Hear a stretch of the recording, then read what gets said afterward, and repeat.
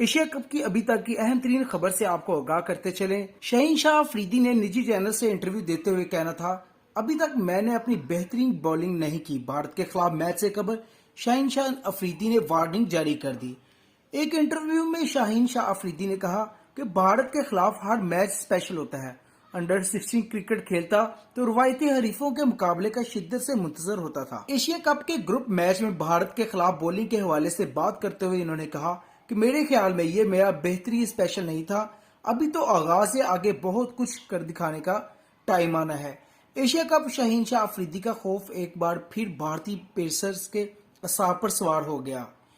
इन्होंने कहा कि कम उम्र में ही तीनों फॉर्मेट में मुल्क की नुमाइंदगी करते हुए नई गेंद से बॉलिंग करता हूं तो पुरस्कारों की तवक्कात भी ज्यादा होती है। पाकिस्तानी टीम की अच्छी बात है कि हर किसी को अपने रूल का अंदाजा है। बॉलर जानते हैं कि नई या पुरानी गेंद का फायदा किस तरह से उठाना है। पेसर ने कहा कि मेरी और नसीम शाह की कोशिश होती है कि जल्द से जल्द विकेटें उड़ाएं। हारिस रऊफ की स्पीड हम दोनों से ज्यादा है। वो दरमियानी और आखिरी ओवर में अटैक करते हैं।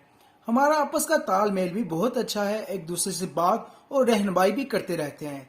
इसी में हमारी कामयाबी का राज है। गावस्कर ने पाकिस्तान के बॉलिंग यूनिट को बेहतरीन न्यू बॉल अटैक करार दे दिया। याद रहे कि एशिया कप में तीनों पाकिस्तानी पेसर्स कारकर्दगी में सरे फेरिस्त है।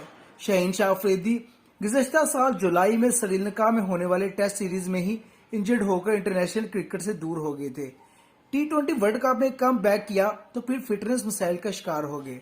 PSL में वापसी के बाद मुसलसल इंटरनेशनल क्रिकेट खेल रहे हैं और बतरीज भरपूर रदम में आ चुके हैं। कैमरामैन हमजा हुसैन के साथ Usama Mirza, A to Z news point, Faisalabad.